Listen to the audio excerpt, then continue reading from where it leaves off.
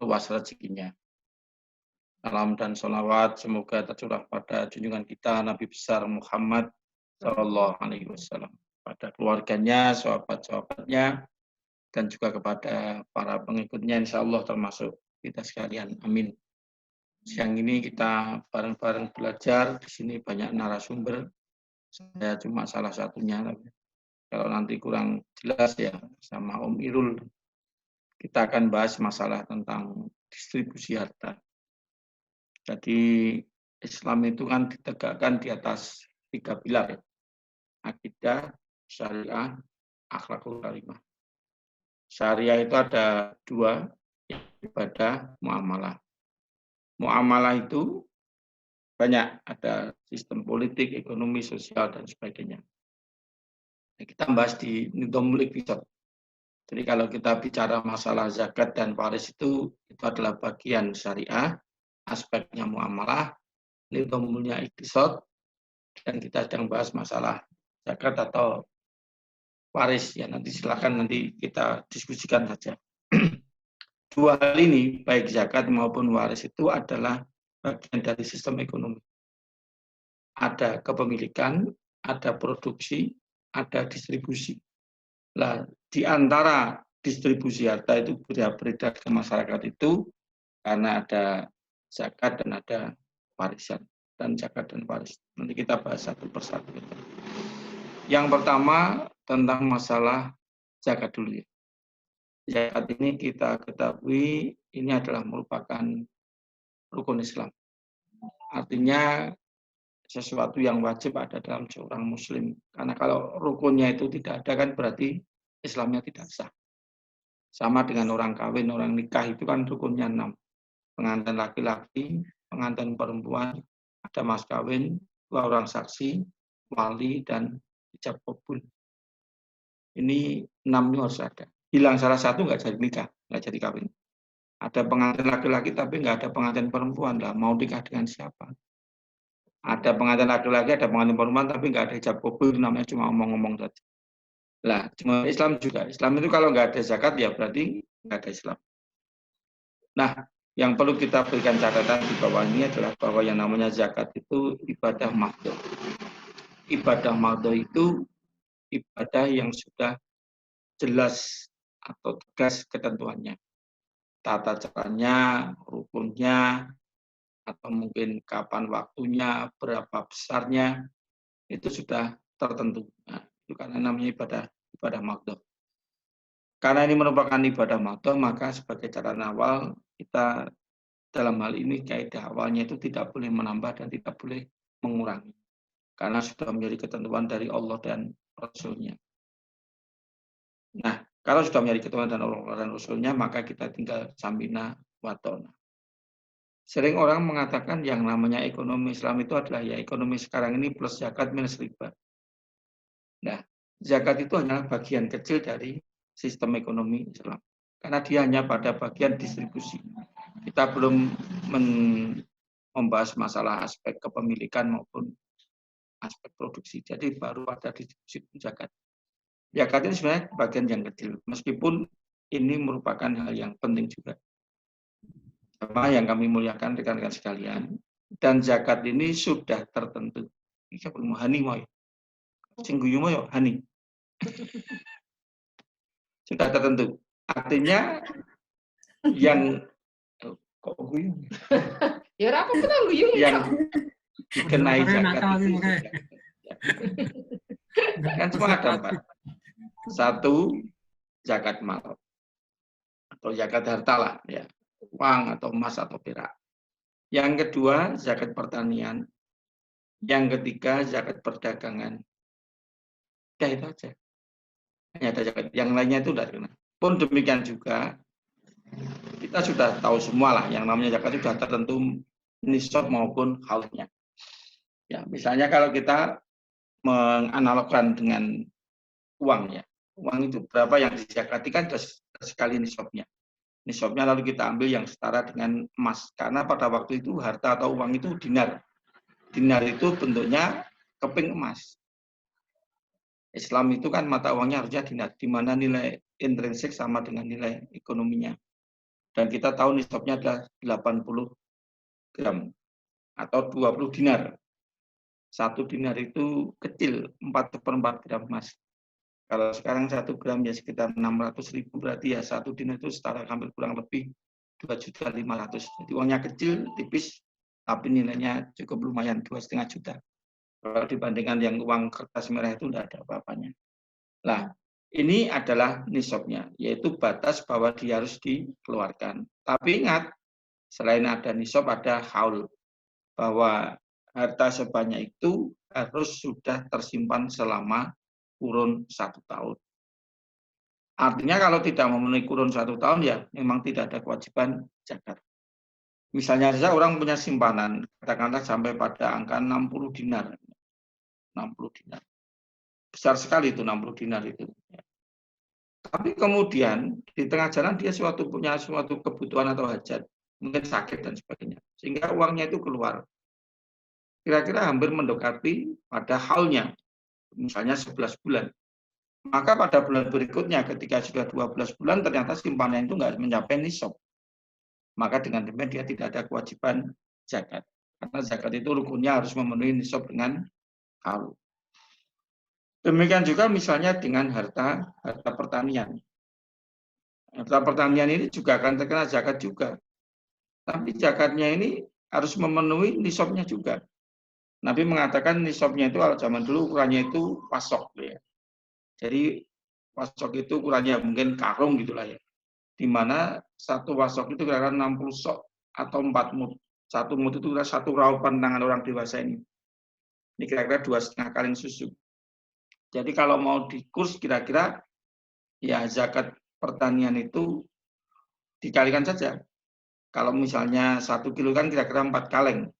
Maka kira-kira nisab dari harta pertanian yang wajib dizakatkan itu kurang lebih 750 kg. Ada yang mengatakan 8 kintal. Ya kita ambil aja lah untuk mudahnya 750 kg atau 7,5 kintal.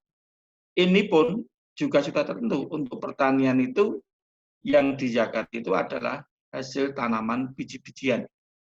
Semacam padi, gandum, kedelai, jagung, kurma. Atau dalam bentuk buah-buahan. Sedangkan hasil pertanian kok bentuknya itu sayur, maka tidak ada kewajiban zakat. Bobotnya 2 kintal, tapi kangkung itu tidak ada zakatnya. Bobotnya 2 kintal, tapi hasilnya tembakau atau hasilnya mungkin apalah ya, yang di luar biji-bijian, maka itu kacang panjang misalnya, itu juga tidak terkena zakat. Itu bicara tentang nisabnya. Lah, khusus untuk yang namanya zakat pertanian ini tidak mengenal haul. Artinya begitu panen, mencapai nisab, maka wajib baginya mengeluarkan zakat. Itu kalau zakat pertanian. Ada nisabnya, tapi tidak ada haulnya. Itu bedanya dengan zakat harta atau zakat emas atau zakat uang. Beda lagi nanti misalnya dengan zakat perdagangan. Zakat perdagangan itu tidak ada nisab dan tidak ada haul. Itu namanya zakat perdagangan. Zakat perdagangan itu zakat dikeluarkan karena dia berniaga. Dan langsung dibayar kontan pada saat itu, yaitu 2,5% dari modalnya. Misalnya seorang membuka toko, ya. Toko itu dibuka misalnya modalnya untuk sewa tempat dan sebagainya, gaji pegawai dan untuk belanja modal. Misalnya dibutuhkan modal itu sekitar katakanlah 500 juta misalnya. Maka dia terkena zakat saat itu juga 2,5% dari 500 juta itu. Tidak ada haul. Dikeluarkan sekali saja. Selebihnya nggak dikeluarkan lagi. Nah kalau sudah setahun kemudian bertambah gimana Pak? Nah kalau sudah setahun dicek lagi kan. Misalnya tadi modalnya itu 500 juta. Tahun depan berapa? Misalnya tahun depan tetap ajek 500 juta. Keuntungannya banyak, tapi modalnya ajek. Nggak ada penambahan modal. Ya sudah, berarti nggak ada zakat lagi. Tapi kalau tahun depan itu misalnya modalnya bertambah, kiosnya tambah atau barangnya tambah, dihitung berapa pertambahan modalnya. Oh sekarang tahun kedua ternyata modalnya itu 600 juta. Berarti ada pertambahan 100 juta. Lah yang dizakati yang 100 itu. Bukan 600-nya, tapi pertambahannya yaitu 600. 100 maaf. Nanti tahun depannya lagi, nambah lagi 100, ya yang dizakati yang pertambahannya dan seterusnya. dan di situ tidak ada nisab maupun tidak ada haul. Maka dalam zakat perdagangan itu berapapun modalnya keluar zakatnya. Dan ingat, itu yang mengeluarkan zakat itu si pedagangnya, bukan pembelinya loh ya. Kadang-kadang orang itu, si pembeli itu juga mengeluarkan zakat. Ini yang keliru. Misalnya jual beli motor. Penjualnya yang sebenarnya kewajiban mengeluarkan zakat. Motornya dijual, harganya berapa? 20 juta. Lah si penjual atau dealer atau orang itu wajib mengeluarkan. Yang beli tidak. Tapi banyak orang yang mengatakan, aku baru saja beli motor dan sudah saya zakati. Itu tidak benar. Yang namanya pembeli itu tidak mengeluarkan zakat. Yang zakat adalah penjualnya. Kemudian catatan yang berikutnya, itu ada barang-barang tertentu yang tidak terkena zakat meskipun jumlahnya banyak. Yang pertama yaitu kendaraan. Kendaraan itu kalau digunakan dalam keperluan sehari-hari, maka kendaraan itu tidak terkena zakat. Jadi misalnya Om Irul punya 3 buah BMW atau 6 Mercy, itu tidak apa-apa, asal digunakan untuk kerja. Tidak ada wajib. Amin ya, tidak ada wajib. Tapi kalau Mercy-nya itu dijual, baru kena. Karena jenengan jual, berarti ada perdagangan. Yang pertama. Yang kedua, yang tidak dizakati itu karyawan atau pegawai. Misalnya saya di rumah, punya 8 pegawai, 4 ngurusi TK, 4 ngurusi belakang dapur, 8. Itu enggak ada. Apalagi sekarang enggak punya lockdown. Sekarang enggak punya. Itu enggak terkena zakat. Enggak ada zakat. Kamu punya karyawan berapa dijakati, kamu punya pegawai berapa, enggak ada zakat. Termasuk yang tidak terkena zakat selain kendaraan, karyawan, pegawai juga budak. Budak itu kepemilikan, lain dengan karyawan. Itu bisa diperjualbelikan. Tapi kepemilikan budak itu tidak lalu menjadikan dia itu sebagai sumber zakat, tidak. Rasulullah dan para sahabat itu hampir semuanya punya budak. Tapi tidak ada yang dizakatinya. Kecuali kalau budak itu kemudian dijual. Kalau dijual berarti dia ada perdagangan. Di situ ada zakatnya. Nah, itu yang sebagai pengantar dan saya kira rekan-rekan sekalian sudah mafhum semuanya, ini nggak perlu dijelaskan. Cuma yang penting sekarang itu bagaimana kita ya menumbuhkan kesadaran dalam rangka melakukan zakat ini. Kadang-kadang kita itu kan sering ditanya, misalnya saya ditanya punaan, Om, zakatmu tahun ini piro? Wah, ora tak hitung. Ini kalau tahun wingi, ya insya Allah, ana undai lah. Lah, terus dia katakan, lu jangan bilang insya Allah. Naiknya berapa? Wong nggak dicatat toh. Oh ya betul. Ternyata selama ini kita itu sudah baik, punya etikat baik berzakat, tapi tidak dicatat. Sering seperti itu. Sehingga kita mengeluarkan berapa ya lupa melakukan. Tapi ada baiknya. Ini tidak ada hubungannya dengan hukumnya, tapi ini cuma sekedar ya keutamaan untuk dicatat. Mengapa dicatat? Supaya kita itu tahu progresnya. Oh, tahun sekian zakat saya sekian, berikutnya sekian, berikutnya sekian. Ada kenaikannya enggak? Lah kita itu tahu naik atau tidak kan kalau dicatat. Kalau nggak dicatat kan nggak tahu. Ya ngelenggeng gitu aja. Seperti kebiasaan, tapi progresnya nggak kelihatan. Ini saya pernah diingatkan seperti itu supaya kalau zakat itu dicatat supaya kita tahu progresnya. Bukan untuk apa-apa, tapi untuk diri kita sendiri saja. Gitu ya. Kemudian yang berikutnya yang saya masih minta waktu 10 menit lagi. Ya. Di selain distribusi harta itu di masyarakat beredar lewat perdagangan, lewat zakat, satu lagi yang perlu kami ingatkan, mumpung ini ya kebetulan bidang saya atau yang saya sampaikan materi ini di pengajian, yaitu bab waris. Waris itu salah satu cara atau metode distribusi harta, yaitu dari si mayat kepada ahli warisnya. Saya perlu menyampaikan masalah waris ini karena saya yakin rekan-rekan sekalian, terutama yang seumuran dengan kita itu kan kebanyakan orang tuanya sudah mulai meninggal. Bapak meninggal, ibu meninggal, orang tua meninggal, dan saat itulah kita punya masalah yaitu membagi waris. Kadang-kadang orang tidak pedulilah dengan hukum waris ini karena memang hukum waris itu salah satu mutiara yang pertama kali lepas. Rasulullah SAW pernah mengatakan ajaran Islam itu kan ibarat unta yang mutiara, indah, Syahadat, sholat, zakat, puasa, haji, umroh, korban, berbakti pada orang tua, dakwah, jihad, ta'lim, dan sebagainya. Nah, dari untian mutiara Islam itu, kata Nabi, nanti ada 3 yang lepas lebih dulu. Yang pertama lagi lepas kata Rasulullah, yaitu tarkas sholat, meninggalkan sholat. Meninggalkan sholat itu menjadi mudah. Ini mutiara yang pertama kali lepas. Yang kedua lepas yaitu khilafah. Kita tahu kekhalifahan itu lepas ketika runtuhnya Turki Utsmani. Kita seperti anak ayam yang kehilangan induknya. Dan yang ketiga lepas adalah hukum waris. Nah, karena lepasnya hukum waris inilah kadang-kadang terjadi cekcok, keributan antar keluarga, antar ahli waris, kakak beradik, saudara kandung, dan sebagainya. Karena apa? Hanya karena meninggalkan hukum waris, mutiara yang hilang tadi.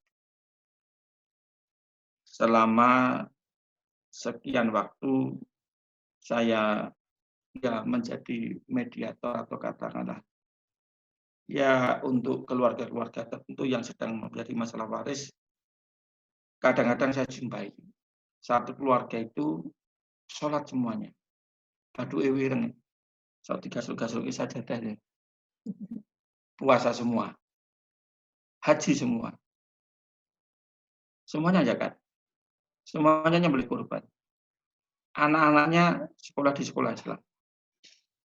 Tapi kalau sudah masalah waris, banyak yang ribut. Aneh kan? Sholat yes, syahadat yes, tadarus yes, kurban yes, haji yes. Begitu bagi waris, ribut. Ini patut disayangkan, sangat disayangkan. Kenapa? Karena intinya banyak yang tidak paham atau belum mengetahui tentang masalah waris.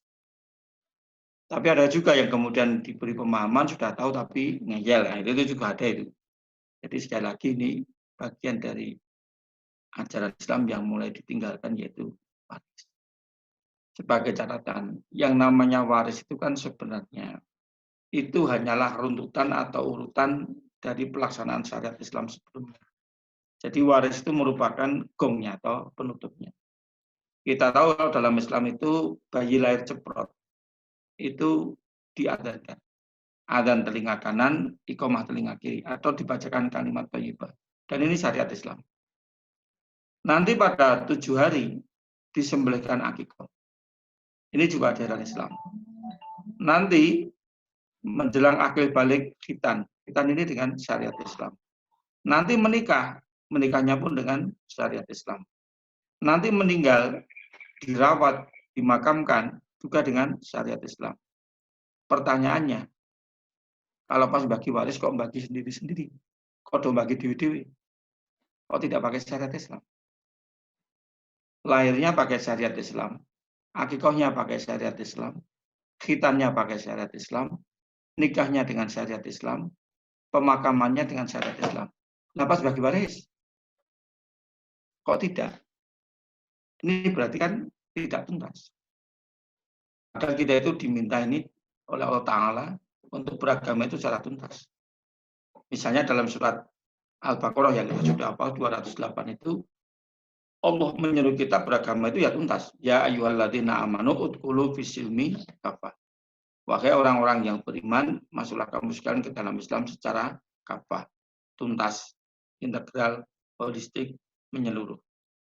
Kalau lahirnya dengan syariat Islam, akikahnya dengan syariat Islam, khitan dengan syariat Islam, menikah dengan syariat Islam, meninggal dengan syariat Islam, maka bagi warisnya pun juga dengan syariat Islam.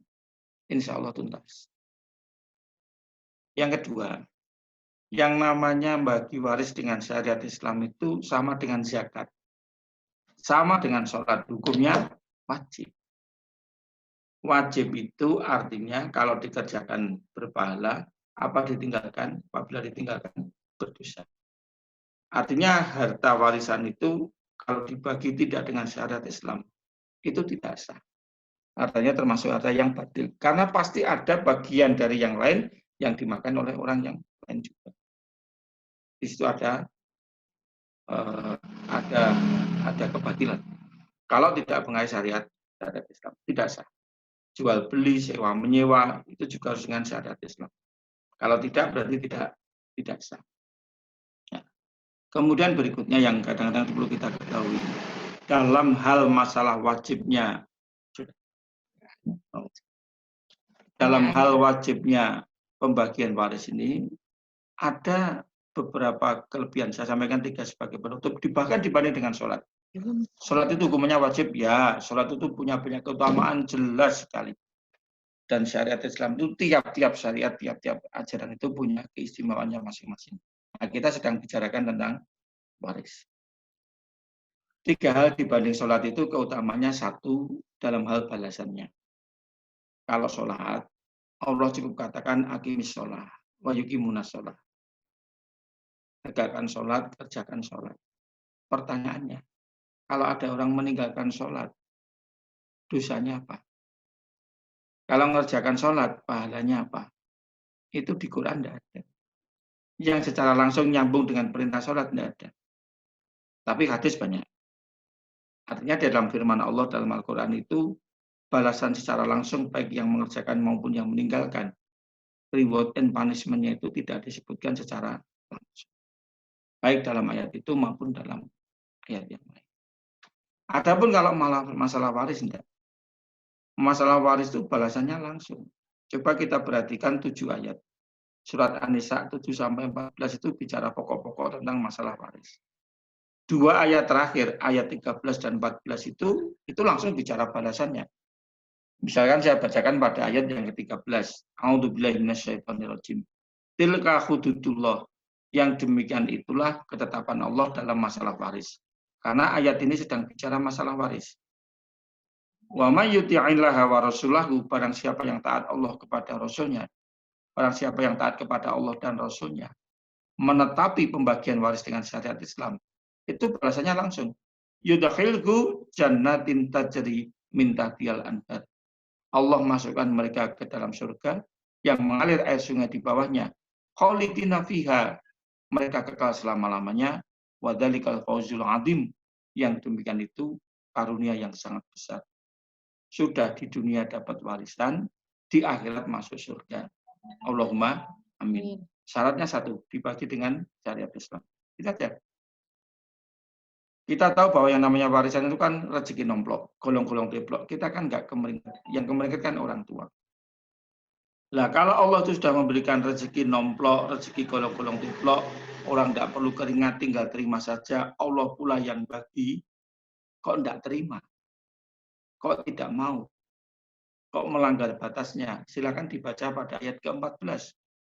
Wa may ya'sillaha wa rasulahu, barang siapa yang durhaka kepada Allah dan Rasulnya, tidak mau menetapi hukum waris ini, balasannya langsung. Yudakhilhu naron khalidan fiha. Allah masukkan mereka dalam neraka selama-lamanya, meskipun sholat.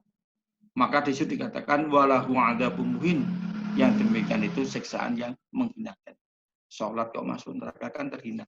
Mbok wis rasa sholat sisa. Yang kedua, keistimewaan waris dibanding sholat itu apa? Yaitu dalam hal bilangannya. Kalau sholat, Allah katakan aqimis sholah wa yuqimunas sholah. Tegakkan sholat, kerjakan sholat. Berapa rakaatnya? Bilangan rakaat itu terserah Kanjeng Nabi. Mau 2, mau 3, mau 4, terserah. Itu yang sering beliau katakan, sholu kama ra'aitumuni sholli. Sholatlah kamu sebagaimana engkau melihat aku sholat. Mau 2, mau 3, mau 4, mau 21, mau 11, terserah Kanjeng Nabi. Itu kalau di pengajian di ibu-ibu itu sering sok berselor. Ini itu mah guyonan saya deh kalau pengajian ibu-ibu. Kata-kata solu kama ra'aitumuni usolli itu seluruhnya bahasa Arab.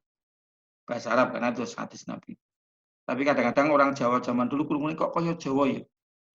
Solu kama ra'aitumuni usolli. Nek ngono nek salat kudu muni usolli. Lah iku nek dianggap bahasa Jawa nanti di Quran ada kata-kata wala tayasu, lho kok ono tayasu Pak. Jadi mohon maaf, saya kalau sholat nggak pakai usolli. Nggak mau usolli. Ikut saja. Lah, tapi kalau waris enggak. Waris itu Allah yang memberikan rezekinya, Allah pula yang membaginya. Bilangan setengah, sepertiga, seperempat, seperenam, seperdelapan, 2/8. Itu dari Allah Ta'ala. Nabi saja nggak mengintervensi. Jadi kalau ada orang itu taat pada rakaat sholat, kok tidak taat pada rakaat bilangan waris, tanda tanya. Karena bilangan rakaat kan dari Nabi, tapi kalau bilangan waris dari Allah Ta'ala. Itu pernah saya itu, ada ibu-ibu itu bilang, pun Pak Iksan alhamdulillah, ingin kalau warisannya pun kalau bagi kali bocah, sudah dibagi dengan anak-anak.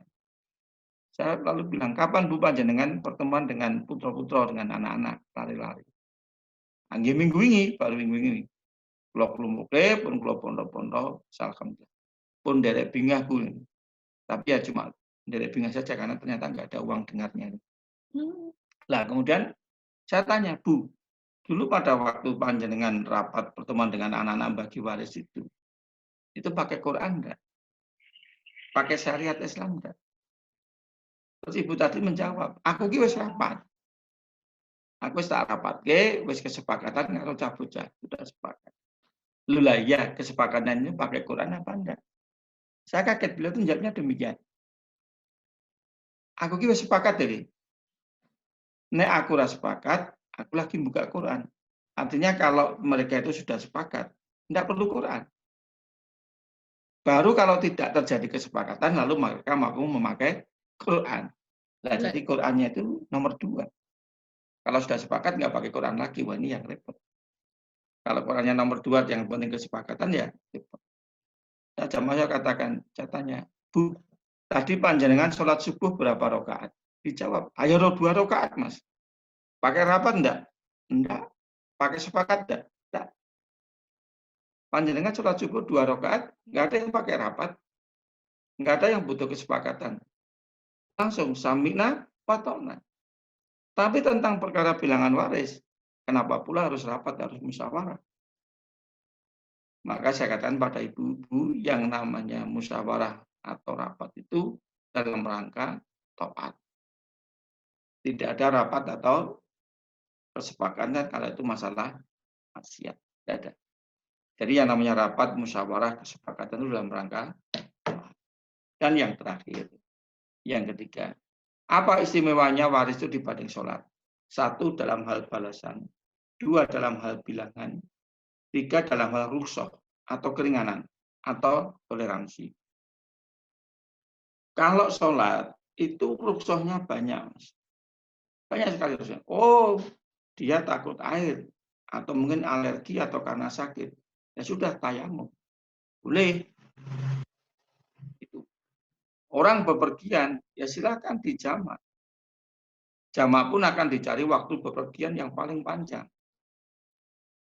Aku harus lunga Semarang. Piye caranya jamak, Mas? Bapak tidak ke Semarang jam berapa? Saya berangkat pagi jam 9. Oh, kalau gitu silakan jamak takhir. Jadi jenengan nanti sholat duhur ngasar jadi 1 di waktu asar. Bisa bepergian bablas dari jam 9 sampai jam 3 sore. Lah kalau berangkatnya habis duhur, habis makan siang, lah saya minta jamak takdim. Duhur sama asar jadikan 1 di waktu duhur. Nanti bablas sama maghrib tidak masalah. Itulah yang namanya rukhsah. Tidak bisa ke masjid. Laki-laki ya sholat di rumah seperti sekarang ini. Sholat di rumah nggak bisa berdiri, kepalanya pening, ya silakan duduk. Duduk kok menikmati yer-yeran, silakan berbaring. Gerakkan tangan. Tangan nggak bisa bergerak, ya sudah pakai mulut. Cangkemnya pahit, ya sudah pakai mata. Kedip-kedip. Kok mendelik terus? Lah itu baru namanya disolatkan. Tapi rukhsahnya itu banyak. Kalau bicara sholat itu. Tapi kalau sudah menyangkut waris, mohon maaf, tidak ada rukhsah. Sama sekali tidak ada. Laki perempuan 2:1, titik 2:1. Tidak ada tawar-menawar, nggak ada nego. Nego yang mesake Mbak Yumu yang perempuan, ki rondo. Anaknya telu. Rung duwe omah. Sementara kamu mapan, rumah, istri, mobil. Kamu tega 2:1. Jawab, ya 2:1 harus tega. Karena syariatnya 2:1. Nggak ada tawar-menawar. Perkara setelah 2:1 kok yang laki-laki memberi pada saudaranya yang perempuan, itu namanya akhlakul karimah. Mau diberi nama sodako silakan, diberi nama hibah silakan. mau diberi nama hadiah ya monggo saja. Tapi 2/1, 2/1. Demikian juga untuk seorang ibu. Sering kasus di masyarakat itu kalau ada seorang ayah, seorang suami meninggal, itu serta-merta yang menguasai hartanya itu si ibu tadi. Padahal dalam Islam, ibu itu mendapat warisan hanya 1/8. Yang 7/8 untuk anak-anaknya, kalau punya anak. Tapi di tempat kita kan langsung dikuasai si ibu. Ketika disebut bagian warisannya 1/8, banyak yang marah. Mosok aku ibunya cuma dapat 1/8. Aku bojone. Nah itu. Jadi kadang-kadang meskipun dia itu seorang istri, ya warisannya 1/8. Nah, di situ nggak ada rukso, nggak ada tawar-menawar. Mau kaya mau miskin, kalau memang hartanya 2/1 ya 2/1. Nggak ada hubungannya dengan itu semua. Nah, itu namanya kalau di dalam masalah itu memang tidak ada rukso. Itulah ya tiga kelebihan hukum waris dibanding sholat. 1 dalam hal balasan, 2 dalam masalah bilangan, dan 3 dalam masalah rukso atau keringanan. Mudah-mudahan manfaat, nanti lebih suka kalau kita tanya jawab saja. Ya Om Irul, monggo. Tutup.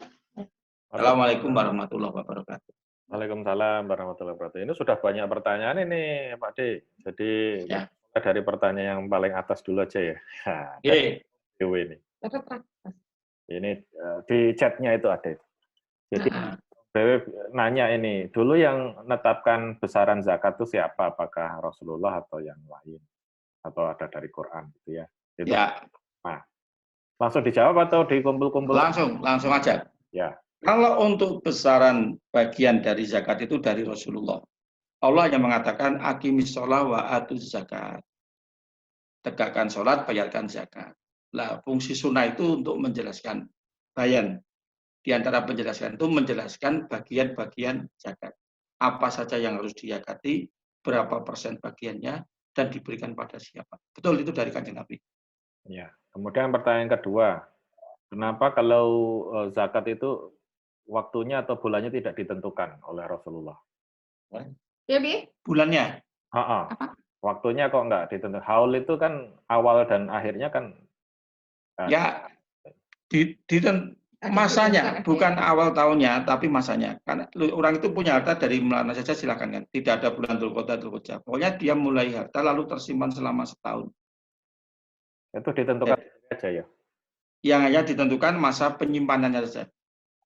Masa kepemilikannya, yaitu setahun. Soalnya ada yang tidak pakai haul tadi. Ya, kecuali zakat fitrah itu ada waktunya ya. Oh itu ya, itu termasuk ibadah tahunan. Ya, betul. Zakat fitrah, nggih. Niki pertanyaan berikutnya, karena banyak ini jadi dijawab dulu baru nanti diskusi lagi. Ya. Zakat emas yang berupa perhiasan dari. Yang kalau harta itu berupa perhiasan itu kan yang biasa dipakai sehari-hari, gelang, kalung, suweng, anting-anting, itu malah nggak terkena zakat. Dipakai aja. Dia itu terkena zakat kalau disimpan. Berarti dia dinisbatkan kepada harta. Tapi kalau dipakai untuk perhiasan, tidak. Sama dengan mobil. Mobil itu juga tidak terkena zakat kalau dia sebagai kendaraan untuk operasional. Tapi begitu dia dijual, maka itu menjadi menjadi zakat perniagaan. Kalau berupa perhiasan tidak. Yang dimaksud yaitu emas itu adalah emas dalam bentuk dirham dan dalam bentuk dinar emas. Atau emas batangan yang tidak dipakai. Kalau sekarang kerudungan dipakai perhiasannya bagaimana itu? Itu Pak D. Dipakai perhiasan itu kan wujudnya kelihatan. Oh, ini gelang. Dipakai untuk jagong manten, untuk keluar, untuk dipakai sehari-hari, kalung dan sebagainya. Itu perhiasan. Perhiasan yang nggak dipakai ya dijahit. Jadi sebaiknya dipakai saja ya. Nanti jatuh sebagai simpanan. Nah, kalau sebagai simpanan lain. Ada juga yang perhiasan dipakai simpanan. Kalau itu dipakai simpanan nanti akan terkena zakat karena dia dinisbatkan kepada kekayaan harta. Meskipun perhiasan itu kekayaan juga, tapi ada kekhususan untuk perhiasan dan kendaraan. Ya mobil itu juga kendaraan, itu harta juga kan, tapi tidak dikeluarkan zakatnya. Kalau kadang-kadang dipakai, kadang-kadang disimpan. Selama setahun sekali dipakai, itu dihitung dipakai. Berarti ini gue jagung tok gitu terus nggak kena zakat setahun ya? Tidak terkena zakat secara syariat, tapi panjenengan terkena akhlakul karimah. Itu sedekahnya. Kalau itu sudah monggo. Tapi kalau secara zakat tidak. Selagi dia itu dipakai, maka dia termasuk perhiasan. Ganti pakai. Maka beli aja yang banyak. Ganti-ganti aja, bagus. Ya, ganti-ganti aja. Kayak mbahku dulu itu ya dipakai aja ke pasar gitu ya, jadi gelang gitu ya, jadi aman. Iya. Makanya semene-mene ada masalah. Itu perhiasan. Sebagai simpan sekaligus sebagai perhiasan ya.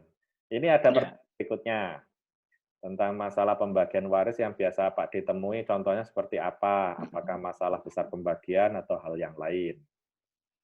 Yang biasa saya temui itu satu, biasanya minta bagito, dibagi roto, dibagi sama. Itu saja masih kasus yang biasa. Kasus yang kedua, Leni, di tempat kita itu antara waris hibah dengan wasiat itu sulang suruh. Seperti sama gitu loh. Padahal hibah, waris, wasiat itu tiga hal yang berbeda. Nah, kalau itu terjadi yang di masyarakat yang masalah yang sering muncul itu karena orang menganggap hibah itu ya waris itu ya hibah. Dan ternyata setelah saya pelajari dari tahun ke tahun, hibah ini yang tidak dianjurkan ini justru menjadi sumber masalah. Sumber masalah itu kebanyakan hibah. Contoh yang paling mudah gini Mas Irul. Ada seseorang punya 3 anak. Lalu orang tua itu kelihatannya kan bagus menghibahkan. Dikasih pekarangan timur, barat, dan di sebelah tempat yang lain. Selesai kan? Biasanya itu dianggap selesai. Tapi begitu orang tua meninggal, itu sering bermasalah. Misalnya orang dapat warisan harta tanah luas, katakanlah 8.000 meter. 8.000 meter itu kan luas kan? Tapi di Sanden, dekat pantai selatan, kan bertetangga dengan Australia. Sementara yang satu cuma dapat katakanlah 300 meter, tapi jalan Brigjen Katamso. Nah itu selisihnya nanti bisa miliaran. Kasusnya ya. Kasusnya seperti itu. Seperti itu. Jadi hibah itu memang tidak dianjurkan, tapi orang merasa oh ini harta-hartaku sendiri, saya bagi-bagi sendiri. Bahwa itu nanti akan menimbulkan masalah, itu jarang orang yang ngeh ya, yang perhatian lah gitu. Contoh yang kedua, Mas Yusuf, yang kedua. Ini ada juragan badai. Katakanlah saya orang kaya raya. Punya 5 anak. Anak yang pertama itu dinikahkan, dibuatkan rumah baru. Anak yang kedua demikian, sampai anak yang ketiga. Jadi 3 anak yang pertama ini semuanya kuliah selesai, pestakan, dan dapat rumah. Tapi apa yang terjadi? Setelah anak yang ketiga ini dibangunkan rumah, orang tuanya meninggal. Bapaknya meninggal, ibunya meninggal. Nah yang 2 ini kan belum dapat. 2 belum dapat. Pada saat bagi waris, ini yang 3 itu sudah dapat hibah, masih pula pengen warisan harta rumah itu atau perusahaan. Yang 2 ini bengok, loh mas sampean masih satu rumah, kalau saya pengen warisan. Dia mengatakan, itu kan hibah. Loh ning ngono kowe seneng oleh hibah oleh warisan. Wah iki bejone dewe-dewe, ini masalah juga. Jadi kadang-kadang orang itu punya harta merasa itu hartanya gitu loh. Wis tak bagi lah masalah. Kebanyakan gitu. Itu yang sering muncul itu masalah hibah. Itu harusnya gimana itu masalah hibah itu, Kang? Mas. Saya sudah pernah konsultasi dengan Pak Profesor Asmuni Abdurrahim. Pada waktu itu beliau itu sebagai penasihat MUI Pusat, Ketua Majelis Tarikh. Karena saya ngaji waris juga di kampungnya beliau. Lalu beliau mengatakan, kalau ada masalah hibah, bermasalah. Hibah kok bermasalah ya? Atau dipermasalahkan, maka satu-satunya solusi adalah dikembalikan kepada waris. Karena waris ini lebih tinggi daripada hibah. Dan dalam waris itu ada jaminan pahala, sedangkan hibah tidak. Hibah itu solusi antar manusia, tapi kalau waris itu solusinya dari Allah Ta'ala. Maka beliau mengatakan, Komisi Fatwa MUI sudah mengeluarkan fatwa, tapi belum lupa nomornya, bahwa kalau ada masalah hibah, solusinya adalah dikembalikan kepada masalah waris. Berarti wasiat juga gitu. Kalau wasiat itu dalam Islam tidak ada. Wasiat itu kan Al-Baqarah 180 itu sudah dinasah dengan turunnya hukum waris. Maka dengan turunnya hukum waris itu tidak ada lagi wasiat untuk ahli waris. Kanjeng Nabi yang mengatakan itu. Artinya ahli waris itu tidak dapat bagian dari wasiat. Ahli waris itu sudah dijamin perolehan haknya lewat hukum waris. Lalu wasiat kemana? Kata Nabi, wasiat itu untuk non ahli waris itu pun maksimal 1/3. Jadi kalau misalnya diwakafkan atau apa segala macam ya, itu bisa diwasiat ya. Bisa dengan catatan maksimal 1/3. Sedangkan yang hibah tadi dikembalikan itu artinya dihitung ulang ya. Dijadikan wasiat. Betul, dikembalikan itu artinya dihitung sebagai harta warisan. Waris. Kalau dipermasalahkan atau kalau bermasalah. Nah, yang sering itu kemudian rumah gitu ya. Rumahnya cuma satu. Terus, tapi ada yang mau dijual, ada yang enggak, ada yang butuh duit cepat, ada yang enggak. Itu gimana itu? Kalau warisan itu asetnya itu berupa rumah, pertama kali harus dipahami bahwa rumah itu milik bersama. Artinya itu rumah milik semua ahli waris. Dan semuanya punya hak.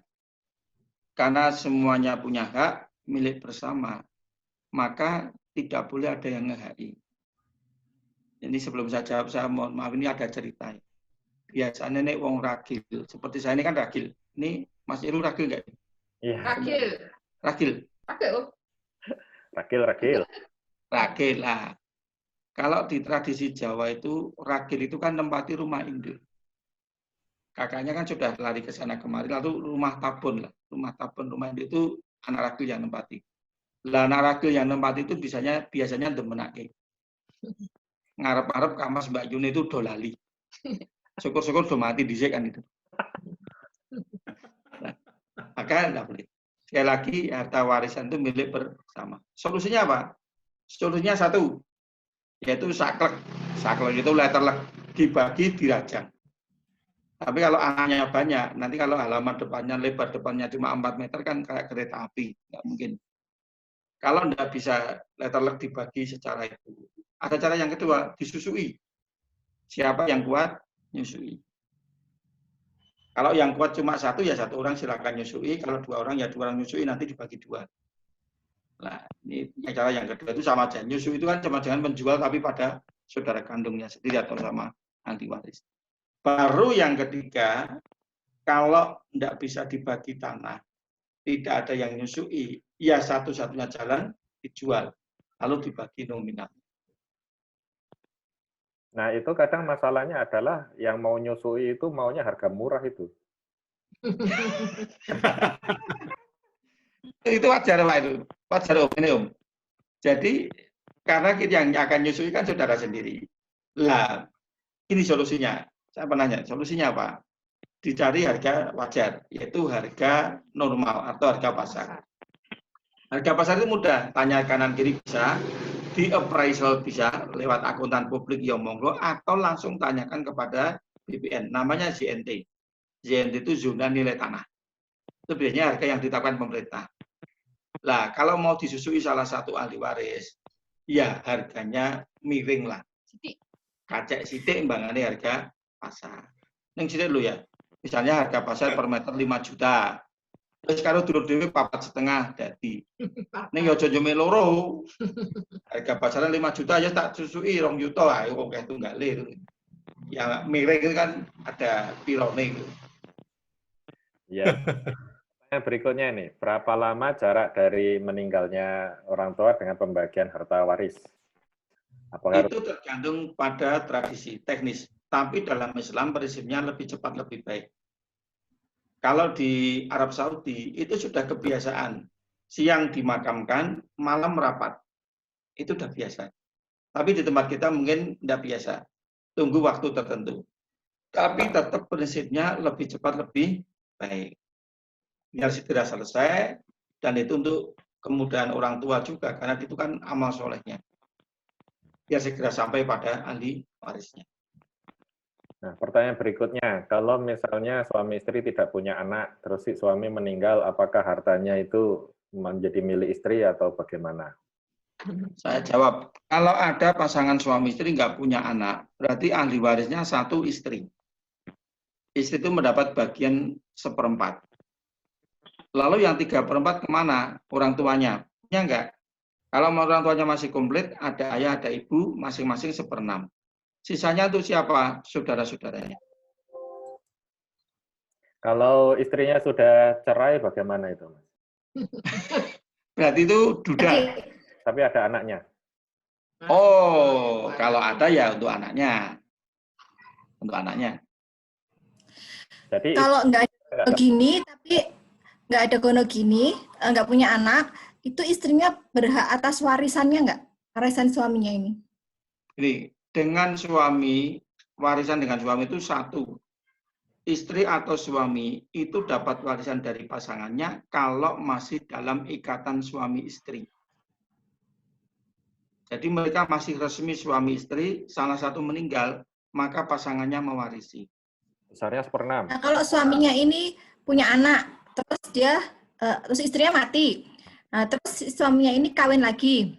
Nah, istrinya ini berhak atas harta warisannya dari orang tuanya suami ini enggak? Seorang suami punya istri, terus kemudian Punya anak dia dengan istri pertama, dia punya anak dengan istri pertama. Oke, Terus terus mungkin cerai sama istri pertama gitu ya. ya, Istri lagi. ya, Nah, terus sama istri barunya ini nggak punya gono gini, tapi dia punya warisan kan dari orang tuanya. Dia kan punya saya anak. jawab. Ya, Nah, itu dia si istri barunya berhak atas warisannya atau semua harta warisannya itu ke anaknya semua gitu. ya, saya jawab. Yang meninggal berarti suaminya toh? Oh, nggak ada yang meninggal. Oh, kalau nggak ada meninggal nggak ada warisan. Warisan itu baru muncul kalau ada orang mati. Oh iya, kalau misalnya suaminya meninggal, terus istri barunya bisa dapat nggak? Tapi nggak punya begini, cuma warisan. Tak terangkan. Yang pertama, dia cerai dengan istri pertama. Ya. Lalu nikah lagi. Ya. Pada pernikahan yang kedua ini punya anak enggak? Enggak. Tidak punya anak. Lalu yang kemudian pertama punya. Yang pertama tadi punya. Oh ya, yang pertama punya anak ya. Kemudian suami meninggal. Ya. Karena suami meninggal, maka warisannya ahli warisnya dulu. Ahli warisnya adalah anak-anaknya, yaitu anak si suami tadi dan istri sahnya, yaitu istri yang kedua. Istri yang kedua itulah istri yang sah karena dia masih terikat perkawinan dengan suaminya. Si istri si istri dapat jatah 1/8, yang 7/8 untuk anak-anaknya.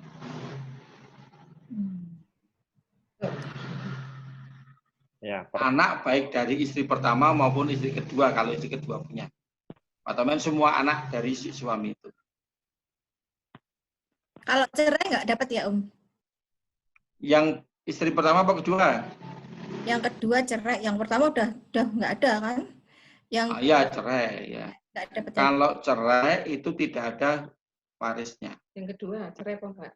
Kalau cerai itu enggak. Jadi yang mendapat warisan itu yang masih terikat dalam ikatan perkawinan. Kalau sudah cerai tidak. Nah, di sini tapi tinggal catatan. Bedanya talak dengan cerai supaya tahu. Kalau dalam Islam itu ketika suami menjatuhkan talak, sudah cerai belum? Sudah.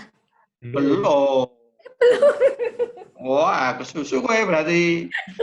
Kesusu gue saya. Belum cerai. Kenapa belum cerai? Masih talak 1. Karena ada masa iddah. Selama 3 bulan. Lah dalam masa iddah itu harapannya kan rujuk. Rujuk itu bisa dengan kauliyah, bisa dengan afaliyah. Misalnya ini tak talak, tapi malam-malam pijetan gini. Nah, rujuk itu namanya.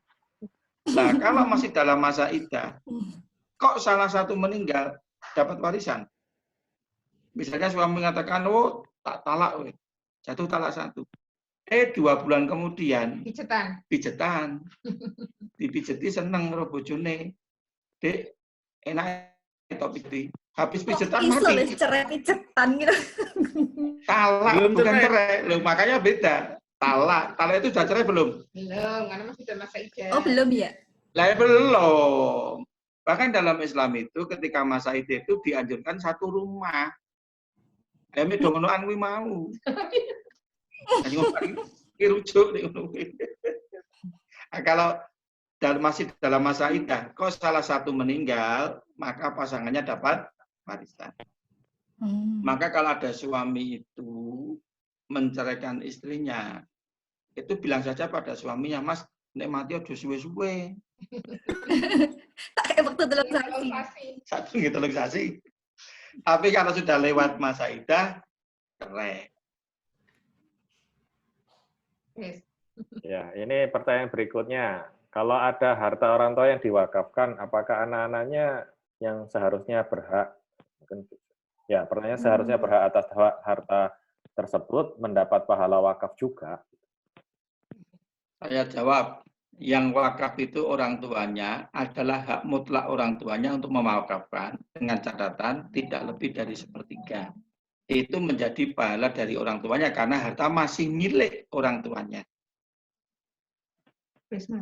Lebih dari 1/3? Batasnya 1/3 untuk wasiat itu. Untuk wakaf wasiat itu batasnya maksimal 1/3. Kan punya anak. Anak itu mani loh yuk. Kalau misalnya separuh gitu gimana Pak D? Nah, itu kasusnya pada saat Abu Bakar dengan Umar. Umar itu pernah mengatakan, ya Rasulullah, saya lupa Abu Bakar atau Umar, saya akan mewakafkan seluruh harta saya. Abu Bakar yang mengatakan itu. Kemudian Rasulullah mengatakan, jangan, tidak boleh. Kemudian Abu Bakar menawar, oh kalau gitu separuhnya. Nabi mengatakan, tidak boleh, terlalu banyak. Kemudian Abu Bakar mengatakan, 1/3-nya, boleh. Jadi yang dibolehkan dalam Islam itu maksimal 1/3. Kalau dia harus memberikan kepada anaknya warisan. Jadi kalau misalnya punya harta miliaran terus diinfakkan lebih dari separuh itu gimana itu, Mas? Itu tidak boleh. Nabi melarang. Karena dia harus punya kewajiban mewariskan kepada anak-anaknya. Jadi tetap 1/3 ya? Pokoknya ya, ketentuan. Itu Abu Bakar yang pernah seperti itu dan dilarang sama Nabi. Tapi zaman itu kan sahabat-sahabat itu juga kalau infak untuk perang itu sampai habis-habisan itu. Itu gimana lagi itu urusannya? Ya, itu infak bukan warisan, bukan wasiat, maaf. Itu infak. Yang disampaikan Abu Bakar itu masalah wasiat. Yaitu ketika kalau saya mati. Kalau masih hidup sebenarnya tidak ada urusan itu ya? Tidak ada urusan kalau masih hidup. Boleh saja. Karena wasiat itu baru muncul kalau ada orang meninggal. Atau wasiat itu berlaku kalau ada orang meninggal. Sama dengan waris. Kalau masih hidup tapi kan ada itu juga, ada hadis yang mengatakan bahwa kamu tidak boleh meninggalkan keluargamu atau anakmu dalam keadaan lemah. Nah, salah satunya ya dengan supaya tidak lemah itu ya lemah fisik, lemah pikir, juga dengan lemah duit juga, dengan lemah harta. Jadi kenapa kok tidak boleh itu ya karena itu tadi hadis tadi kan nggak boleh meninggalkan anak-anakmu dalam keadaan yang doi. Betul. Ya, itu bukan hadis, itu Al-Quran surat An-Nisa ayatnya kalau nggak salah ayat 8. Nanti dicek. Ya betul. Jangan meninggalkan anakmu dalam keadaan lemah. Betul. 9. Bisa Bogi? Kalau meninggalkan istri dalam keadaan lemah gimana Pak? Dibopong.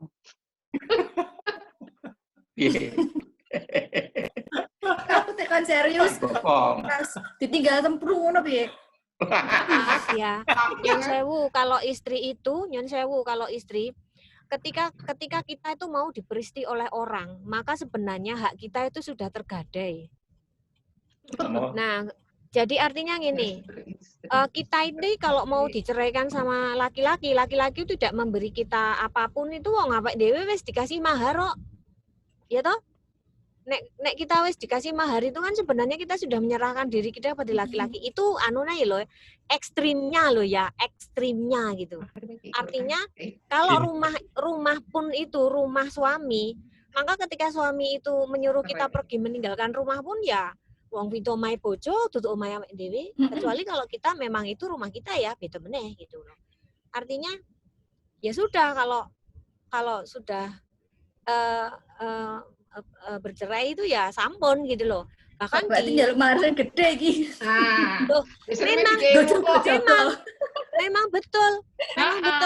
Kita itu cuma punya bargaining ya di awal. Kue gelem tak kawin, kue gelem ngawini aku, lek kue gelem ngekei aku mahar sebegini gini. Nah itu sebenarnya harga kita itu hak kita sepenuhnya itu mahar itu. Jadi dan seorang suami, loh iya bener. Makanya harusnya, iya. Tapi kalau sudah, biasanya dikira rukun ya. Kapusan iki. Lah kue gelem kok. Kapusan oke. Lah kue gelem kok. Sorry tuh saya, lah kue gelem kok. Oke, sing kapusan Kalau alat saja itu. Nah, ya itu makanya. Nah, itu sebenarnya kan nggak seperti itu juga. Ya nyun sewu.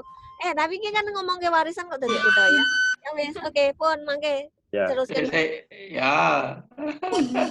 Tetapi wanita yang baik itu ketika maharnya tidak memberatkan calon suami kan gitu gitu. Om Jok, sebenarnya bukan tidak memberatkan, tapi yang mudah didapatkan. Artinya nek jenengan itu hartanya itu 1 triliun, kalau memberi mahar sebanyak 500 juta apa 2 miliar itu kan ya wajar toh, karena mudah buat jenengan. Iya, ambian pas nikah itu bayarnya 241 ya. Ya apa-apa, berarti kan sudah redo toh. Ya nak redo ki ora apa-apa. Gitu, nak redo gitu. Ora gini lho. Kapusan ini wis. Ya, gimana Pak Dek? Tapi kemarin ya di pengadilan agama itu begini sharing. Jadi kita tuh nggak cuma berhak atas mahar, tapi kalau setiap bulan itu nggak dinafkahi, kita tuh berhak mendapatkan nafkah madiah selama ya misalnya kita berapa lama nggak dikasih nafkah itu begitu. Begitu Pak D. Gini loh, akad itu kan banyak. Ada akad. Jadi nggak cuma mahar aja, tapi nafkah bulanan itu berhak. Yang namanya akad kan macam-macam. Dan itu ada bukan. Ada akad jual beli, ada akad sewa menyewa, ada akad nikah, ada akad pengupahan ijarah. Nah kalau akad nikah itu beda dengan akad jual beli. Kalau jual beli gue mahar piro tak tuku itu namanya jual beli. Tapi kalau sudah akadnya nikah itu ya akadnya nikah suami istri. Artinya berapapun nilai maharnya, segala kepentingan kebutuhan istri tanggung jawab suami. Sandang, pangan, papan, kendaraan, pembantu. Jadi istri itu boleh nuntut pada sampai kendaraan. Jadi misalnya istri aku minta, itu boleh haknya. Dan suami harus paham bahwa menikah itu dia harus mampu atau berusaha mendapatkan sandang, pangan, papan. Jadi kalau suami itu paham, rumah itu pemberian suami untuk istri dan anaknya. Ini yang lanang dong lo ya, pemberian. Tapi kadang-kadang kan yuk, kemudian ya, dengan mahar itu juga sudah dianggap pembelian tadi. Nah ini Pak D, kalau ada yang, si rumah ini atas nama istri, yang ini atas nama suami, yang ini atas nama apa lagi gitu, itu gimana itu? Kalau atas nama, maka dalam hukum apapun, hukum Islam, hukum nasional, hukum dimanapun, maka pemilik aset itu adalah yang tercantum namanya di dalam sertifikat. Maka istri yang pintar itu sering balik nama. Enggak Pak D, kalau selama, itu pengalamanku ya, selama pembelian itu di masa perkawinan ya dibagi 2. Itu Pak D. Lah itu namanya gonogini. Islam tidak mengenal gonogini. Karena gonogini itu senjata makan tuan jadi bumerang. Yang teraniaya. Kapusan mana aku? Lah ya gue pindole kapusan. Gini loh, ini kasus saja ya, dan tanda-tanda semua. Ini ada, saya hanya ingin menunjukkan bahwa gonogini itu kebanyakan yang jadi masalah itu karena yang jadi korban wanita. Kita berikan contoh. Ini ada pasangan suami istri. Karena suami itu nggak bekerja atau penghasilannya itu nggak bisa dijaga. Akhirnya istri itu bekerja. Jadi TKW, sekian lama di Arab, duitnya banyak. Sementara suami yang di tanah air ini ditinggal oleh istrinya tapi dapat kiriman uang, malah selingkuh. Hanya Ini itu, kan Pak. kejahatannya double. Sudah nggak kerja, malah selingkuh. Itu kan? Lama-lama istri tahu, maka uangnya itu dia simpan. Secukupnya untuk anaknya. Nah, suatu saat setelah 8 tahun bekerja, yang bekerja kan istri, dia balik lagi ke rumah. Dia balik untuk menunjukkan bahwa dia itu sukses, jadi TKW, dia beli rumah, beli tanah, bagus. Seharga katakanlah 4 miliar. 4 miliar. Si suami ini, istrinya datang, sekian lama kumat lagi, selingkuh lagi. Istrinya nggak tahan, minta cerai. Itu kalau gono gini, harta yang 4 miliar itu bagi 2. Apa nggak teraniaya? Yang bekerja istri, suaminya nganggur malah selingkuh, begitu gono gini dapat separuhnya. Tapi kenyataannya pengadilan agama yang notabene merefer ke hukum Islam itu kayak gitu ketentuannya. Pun pemberian masa karena itu aku pengalaman itu Pak De.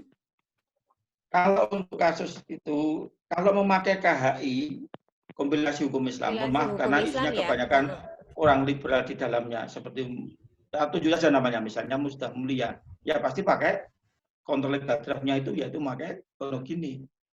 Karena pakai KHI, mohon maaf KHI itu bukan syariat Islam, tapi syariat Islam yang sudah adaptasi dengan Nusantara atau Islam Nusantara. Tapi kalau pakai hukum Islam syariat, tidak ada kalau gini. Sehingga nggak ada yang teraniaya. Kalau pakai kayak jebol orang atas nama ini 2 kali. Tuku atas nama bojone, aduh. Terus baru cerai. Ya itu. Lah ya itu. Karena itu bisa terjadi sebaliknya. Sing jahat sing wedok ya no.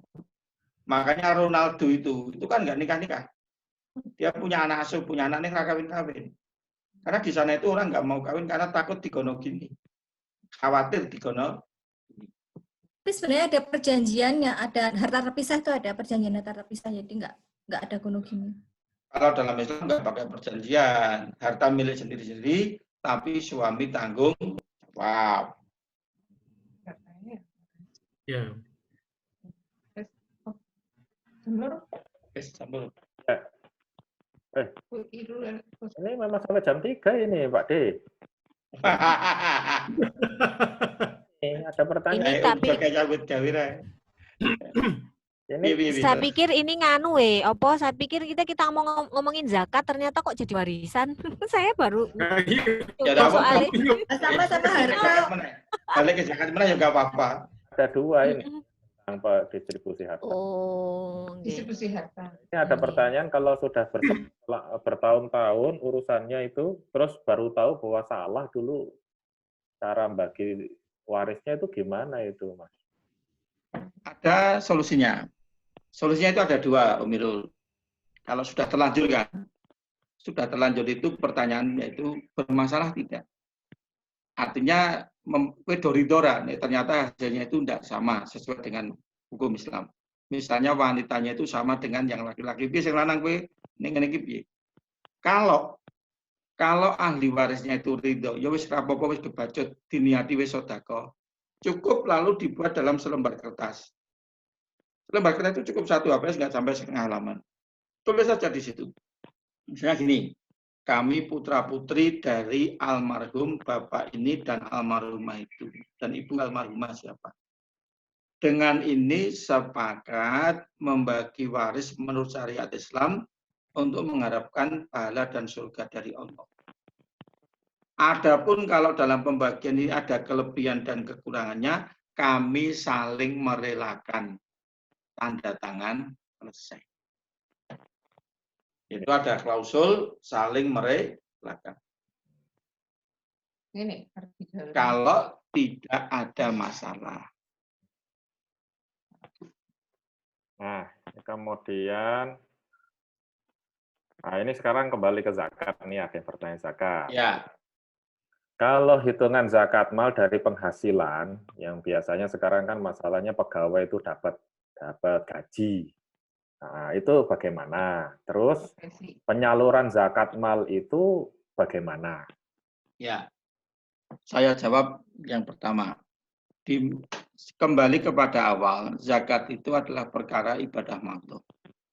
Ibadah yang sudah tertentu syariatnya, sudah tertentu waktunya, tertentu tata caranya. Kita tidak boleh nambah. Dan dalam kenyataannya kita dapatkan zakat itu hanya untuk perdagangan, harta uang emas dinar, atau harta pertanian. Dan tidak kita temukan pada zakat penghasilan. Atau sekarang disebut dengan zakat profesi. Di zaman Rasul dan para sahabat, itu profesi banyak, Mas. Yang jadi guru mengajar ada, yang jadi pandai tukang besi ada, musakot tukang mengairi air itu ulu-ulu ada. Bapaknya Pak Harto, itu kan hidup zaman Belanda. Itu profesinya ulu-ulu, mantri pengairan, dan itu digaji, punya penghasilan.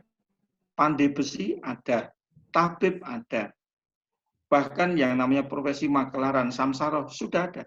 Artinya banyak profesi pada waktu itu. Dan tak satu pun yang terkena zakat. Karena memang tidak ada zakat untuk penghasilan atau pekerjaan atau profesi. Jadi yang untuk profesi itu nggak ada. Sebab kalau sampai ada itu berarti menambah. Itu harus tanggung jawab. Karena sudah agama Islam itu sudah sempurna. Nah kemudian yang orang yang ada yang mengatakan, lupa kalau dokter Pak, Dok itu sekali suntik atau mungkin sekali itu gajinya kan luar biasa Pak Agung itu.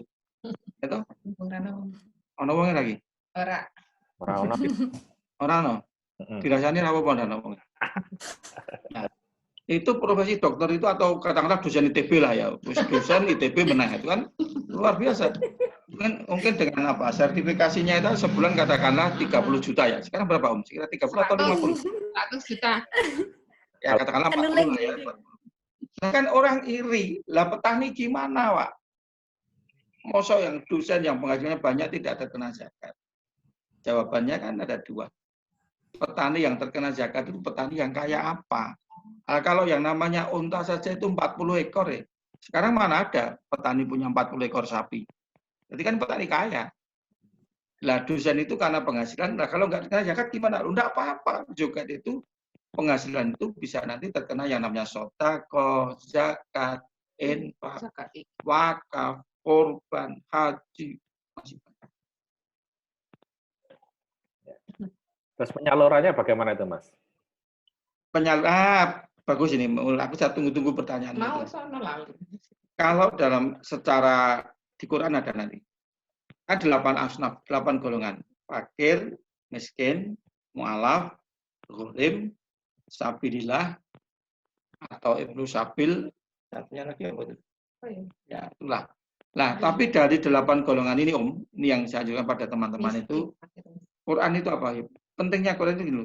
Yang pertama kali itu zawil kurban, karib kerabatnya sendiri. Kakaknya, adiknya, pembantunya, pegawai, karyawan. Jangan sampai orang lewat media massa tersiar kemana-mana, tapi adiknya sendiri, kakaknya sendiri, nggak pernah dapat. Ini ada kasus, ini ada kasus. Ada seorang di Jogja itu yang sangat sukses, pengusaha sukses. Punya adik, kebetulan di desa hidupnya. Si adik itu apa? Tidak punya kemampuan apa-apa. Sehingga untuk menyekolahkan anaknya pun dia pinjam koperasi. Ini kan, mohon maaf, agak memalukan kan. Dia kemana-mana kondang, tapi adiknya sendiri tidak dapat. Maka dalam Quran itu kalau mau zakat, dahulukan satu dzawil kurba, karib kerabat. Budi, paklik, adik, dan karyawan. Doanya karyawan itu luar biasa. Saya pernah ada seorang juragan, zaman dulu kan taksinya masih konvensional ya, belum ada taksi online. Kita ada seorang juragan punya 60 taksi. Praktis juragan itu dapat rezeki dari sopir-sopirnya ini kan.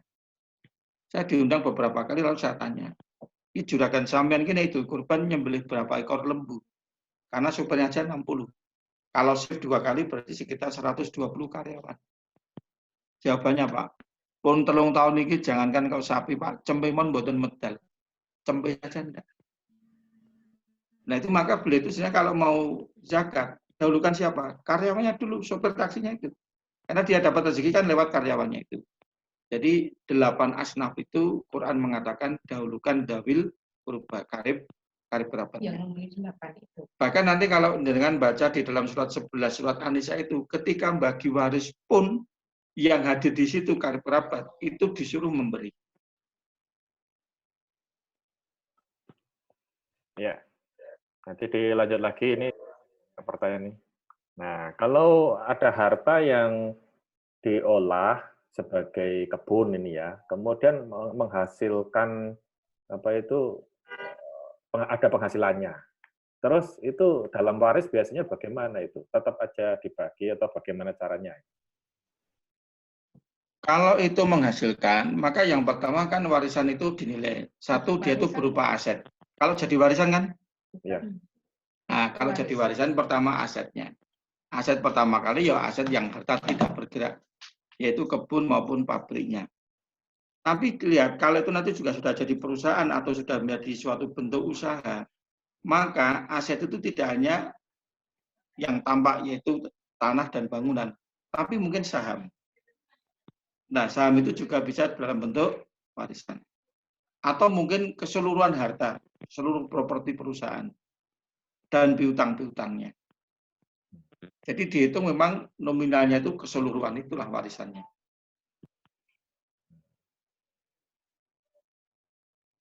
Nah, ini ada pertanyaan berikutnya. Jika seorang istri yang ditinggal mati suaminya punya anak, menginginkan pembagian warisnya nanti kalau si istri sudah meninggal, itu boleh nggak?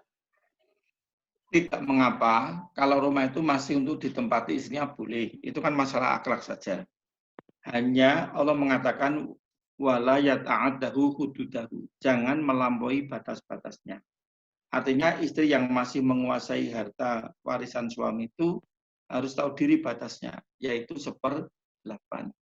Sebab kasus di masyarakat, ketika suami meninggal, harta lalu tidak dibagikan oleh si istri, yang terjadi harta waris itu dikuasai oleh si istri. Celakanya lagi, kalau si istri menikah lagi dapat jomblo muda.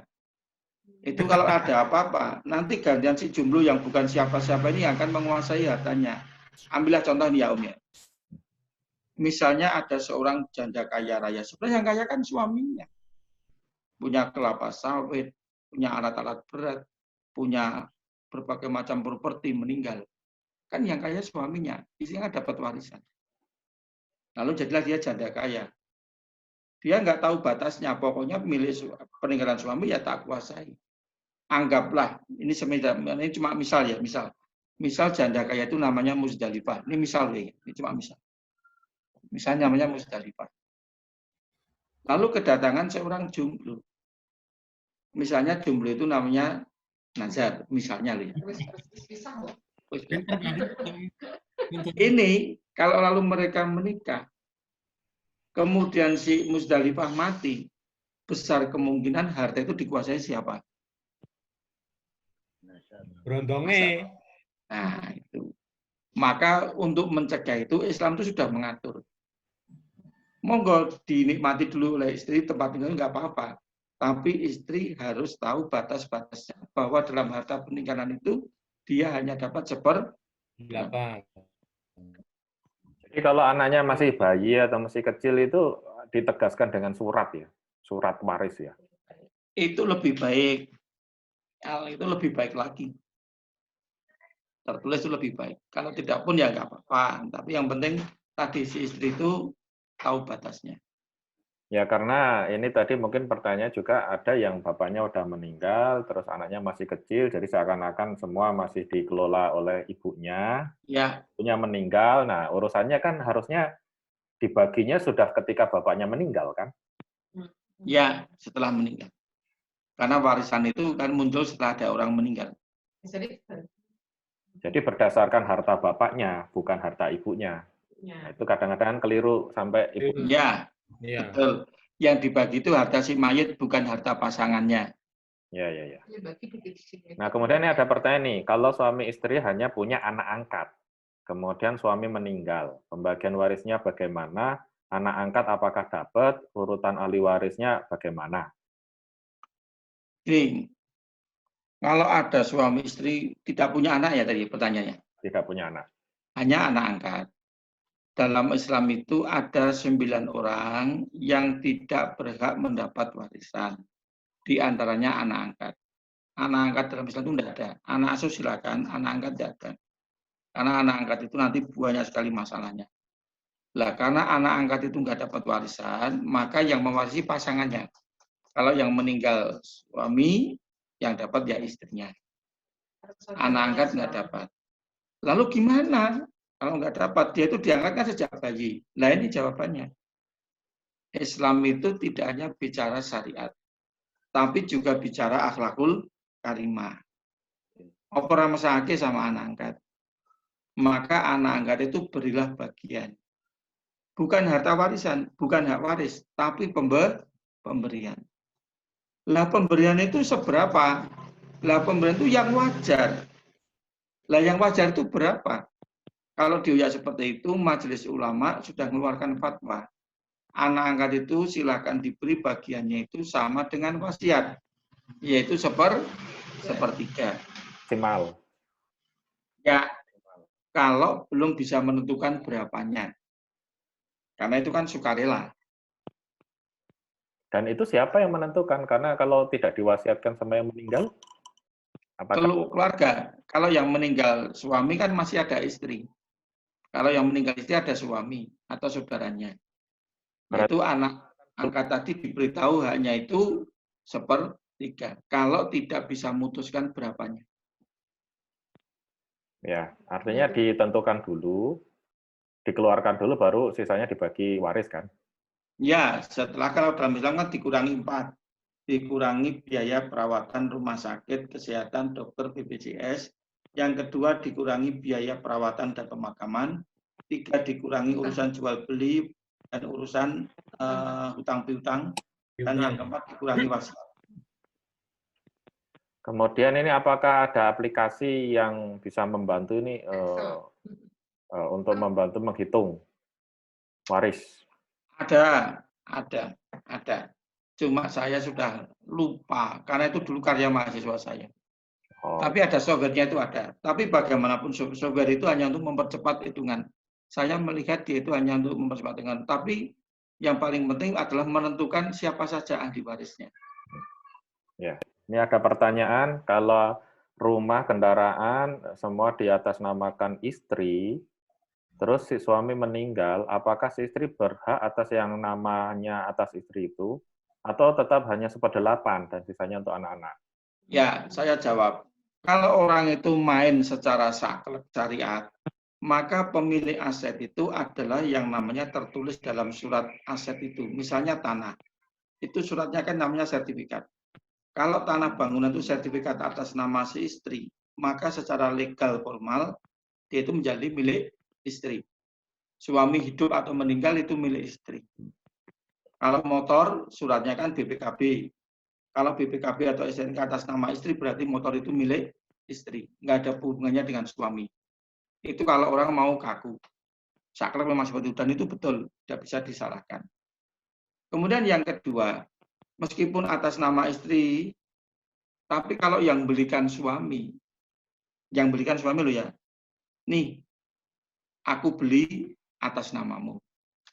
Lah, aku beli atas namamu itu sebenarnya akadnya itu akad pemberian. Ya sudah, itu menjadi milik istri. Tapi ada juga hanya untuk nama. Kalau itu sekedar nama, dan sekarang bola di tangan istri. Mau jujur atau tidak. Kalau istri jujur, iki janjane harta milik suami. Aku menggo jeneng. Maka statusnya atas nama suami. Karena si istri jujur, hanya untuk nama saja. Tapi itu jarang terjadi. Ya, Bahkan yang sudah atas nama suami pun sering dibalik nama atas nama istri, itu malah ada. kadang-kadang pakai nama istri, jaga-jaga kalau pisah, ya sudah jelas itu miliknya ya. Ya, dan itu boleh. Sebenarnya ketika di atas namakan istri itu kan sebenarnya sudah ada pelepasan hak. Nah, itu suami itu tahu atau tidak, begitu atas nama istri, sebenarnya di situ sudah terjadi pelepasan hak atau pelepasan kepemilikan. nah, Kang Ihsan ini tolong dijelaskan ini Kang, kapan sih itu menjadi milik? Karena pada pertanyaannya ini, bagaimana sih batasan harta suami dan bagaimana harta istri? Ya, terima kasih. Yang namanya harta suami itu adalah harta yang dimiliki oleh suami sebelum menikah. Satu. Yang kedua, harta yang diperoleh karena hasil suami sendiri, karena pekerjaannya, atau karena diberikan hadiah.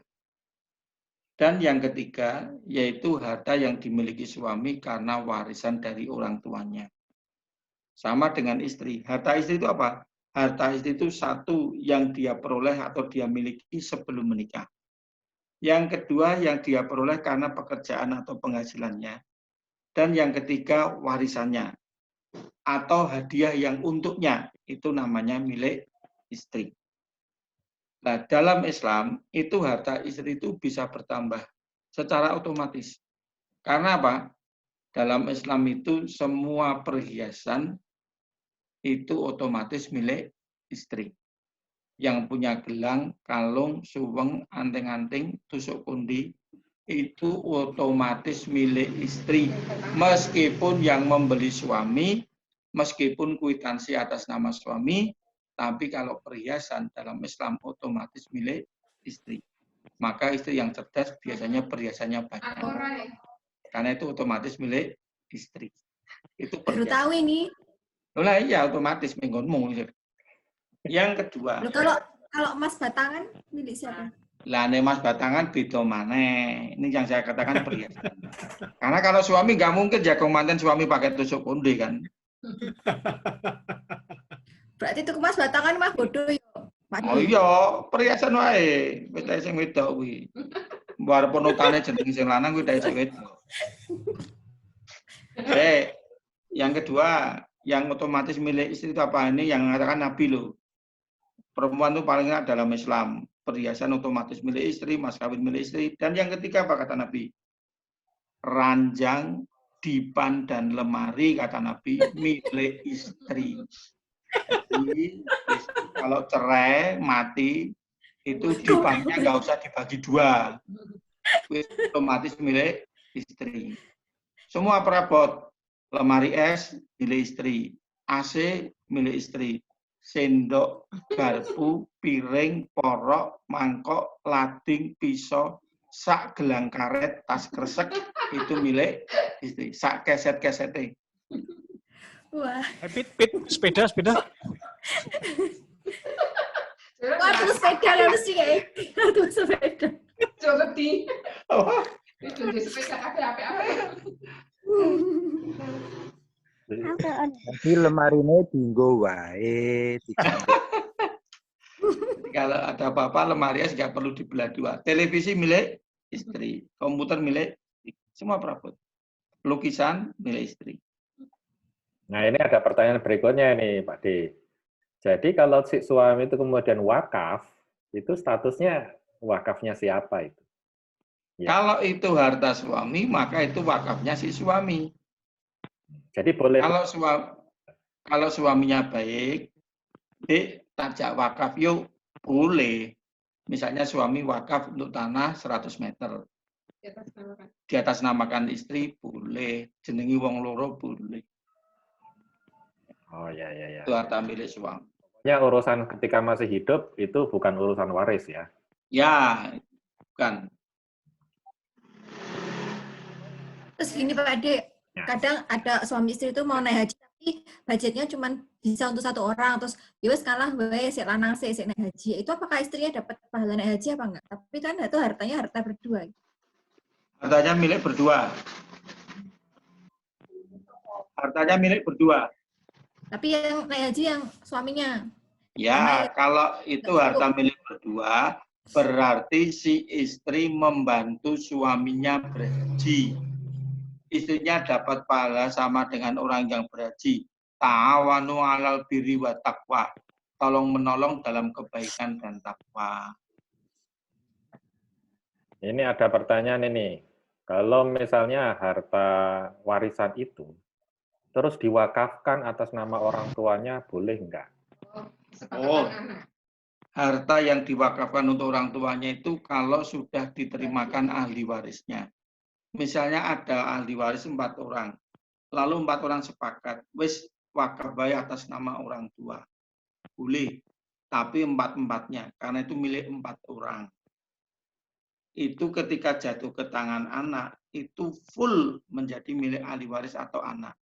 Anak orang itu mau wakaf, itu pahalanya 4 orang itu. Atas nama orang tua, maka yang dapat pahala orang tua. Lalu si anak yang wakaf dapat bagian apa? Si anak yang wakaf tadi dapat bagian pahala birrul walidain yang nilainya lebih tinggi daripada wakaf itu sendiri. Dengan catatan itu sudah kesepakatan 4 orang anaknya. Tapi kalau ada satu saja orang ngonkuar tak jaluk, tetap harus diberikan karena itu haknya. Halo, Pak De. Ya. Berarti itu kalau kasus kayak gitu tuh harus bagi waris dulu ya? Harus clear bagi warisnya, nggak bisa kemudian masih kita belum bagi waris, pokoknya ini ngono bapak gitu terus wes rasa dianu langsung dikeke wae ngono-ngono, nggak boleh ya? Oh, nggak boleh, berarti namanya sepihak. Wong itu miliknya orang banyak Itu kan hanya ahli waris. Kalau ahli warisnya 5 orang, ya itu hanya 5 orang. Jadi nggak bisa ya kemudian langsungan, tetap harus pembagian dulu boleh. Ya? Orang nyerobot ya, nggak boleh kan nyerobot itu. Oke, thank you. Terus tadi kan Pak bilang kalau cerai itu perabotannya milik istri semua, tapi ya kalau misalnya suaminya ternyata separuh si angkuti itu, dia hukumnya mencuri atau apa itu? Itu hukumnya geragas. Urusan meneh. Geragas. Dosa enggak, Pak Di? Ya iya toh ya. Itu berarti kan laki-laki menguasai harta istri. Nah, boleh. Ada kasus juga ini Pak Di. Jadi ada yang meninggal, terus istrinya itu bilang bahwa si suaminya ini utang sama harta istrinya, sehingga warisannya dipakai untuk bayar hutang ke dia gitu ya, sehingga ya nggak ada yang dibagikan ke anaknya. Itu bagaimana itu? Ada. Kamu sana nih. Iki pertanyaan apa ono kasus pribadi ini? Pernah dibahas di WA. Oh, gini. Kita jawab. Yang namanya suami istri itu ikatannya itu akad nikah. Bukan jual beli, bukan utang piutang, bukan sewa menyewa, bukan pengupahan atau ijarah. Bayangkan kalau suami istri itu ikatannya itu ijarah. Saya bilang sama istri saya, "Dik, gawe ki wedang teh." Yo, 50 Mas. Itu karena akadnya ijarah pengupahan. Kon masakin ya aku bayar. Sebaliknya, hubungan suami istri rampung, istri bilang, "Mas, jolali amprope." Itu namanya pengupahan. Tapi karena itu akadnya bukan pengupahan, bukan jual beli, ya sudah akadnya suami istri. Tidak ada jual beli, tidak ada pengupahan, tidak ada utang piutang. Dalam hukum manapun tidak ada ceritanya suami istri utang piutang. Ini kasusnya gini katanya Pak D. Jadi suaminya itu suaminya atau istrinya ingin sekolah. Istrinya. Istrinya ingin sekolah atau bagaimana gitu. Terus yang pasangannya itu punya simpanan lah, duit lah. Ya sudahlah, pinjam untuk sekolah gitu. Nah itu dianggap utang gitu loh. Sebenarnya tidak dianggap utang. Suami istri itu hartanya tinggal bareng, Mas. Nggak ada utang piutang. Oh, berarti payah nanti kalau ada utang piutang. Memang hanya belum ini ya, belum memahami hakikat pernikahan ya. Ya. Itu mau dibawa ke notaris manapun, ke pengacara manapun, ora payu. Suami istri ke utang piutang. Oh iya. Berarti itu harusnya ini true story. Ya, piye true story kuwi. Jadi gini, ini pacaran nih, terus si cowoknya ini ngutangi sama istrinya, cuma lumayan gitu ya. Terus akhirnya mereka jadian, Terus setelah kawin tuh dia Islam bilang, ya sudah itu utangnya itu buat ini, buat kamu gitu. Itu nanti setelah pernikahan itu wajib membayar nggak sih istrinya tuh? Saya jawab, itu proses utang piutang kan belum menikah. Ya. Saat memberikan pada si cewek, itu kan bukan istrinya. Ya tak? Lah karena itu bukan istrinya, terserah, wong belum terikat dalam akad nikah, tidak terikat dalam perkawinan. Mau dihitung pemberian yang monggo, dihitung utang piutang yang monggo, terserah akadnya. Karena belum akad suami istri, belum akad nikah. Jadi tetap kalau suaminya suruh tetap nyuruh bayar, istrinya boleh ya Pak De? Lah ning saiki wis dadi bojone. Tapi ternyatanya suruh bayar ya Pak De.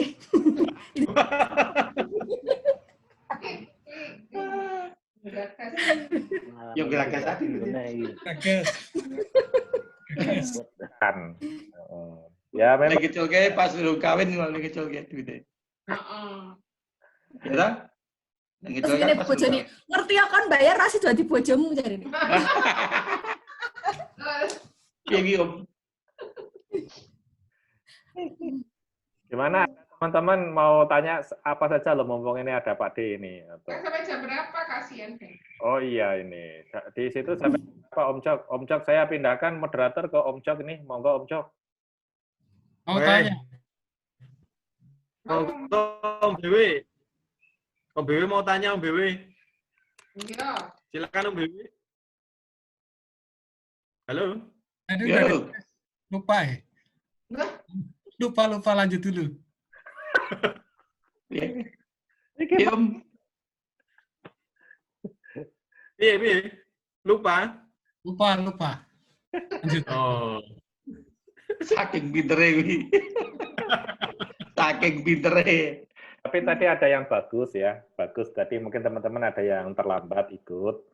Jadi mereka yang mau usaha, gitu kata Pak D tadi.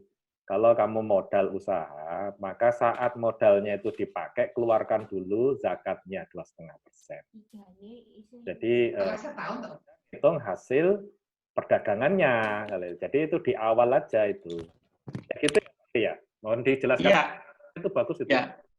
Jadi untuk perdagangan itu yang dizakati modalnya dan itu sekali seumur hidup. Modalnya, bukan penghasilannya, bukan omsetnya, bukan keuntungannya, tapi modalnya. 2,5% sekali seumur hidup. Nah, kalau dulu belum disempat, sekarang dilakukan sekarang aja. Bagaimana itu, Pak D? Boleh, kan cuma sekali memang. Karena cuma sekali ya kapanpun bisa. Cuma sekali kok. Walaupun akhirnya nanti bisnisnya rugi, bagaimana itu, Pak D?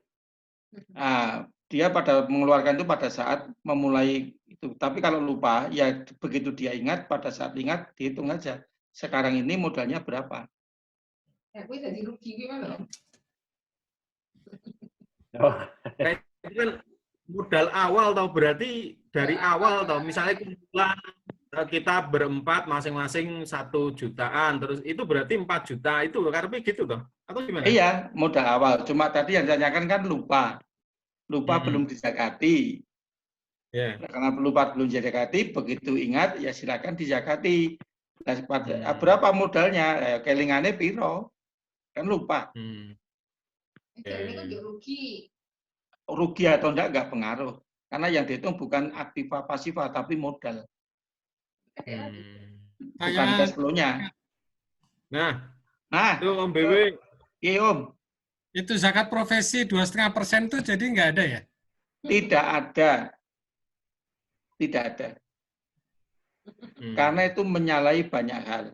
Satu, zaman Rasul sudah banyak profesi dan tetap tidak ada zakat profesi. Itu satu. Yang kedua, kesalahan zakat profesi itu apa? Belum memenuhi haul. Orang terima gaji, kan baru terima. Sudah setahun belum? Belum kan? Haulnya itu nggak terpenuhi. Misalnya gaji saya dipotong 2,5%. Loh, untuk apa dipotong? Wong belum ada setahun kok sudah dipotong. Padahal rukun syaratnya zakat itu ada haul. Dan yang ketiga, itu kan penghasilan belum saya gunakan. Meskipun penghasilannya itu katakanlah 50 juta, tapi setelah dibelanjakan tinggal 5 juta. Malah tekor kan. Belanja beras, nggo perpanjangan SNK. Kalau Kan disimpan Pak De, kalau disimpan.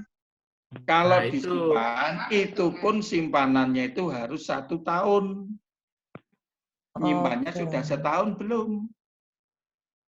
Nyimpan setahun setara 84 gram emas gitu ya? Ya, 85 gram. 85 gram. 85 kali 600. Simpenannya setahun berarti deh. sekitar Ya. berarti Setahun ya, Dik? tabungan kita minimal 45 juta kalau tidak diutik-utik dalam waktu 1 tahun berarti kena hukum untuk zakat ya. Gitu. Gampang. Tidak diutik-utik, utuh.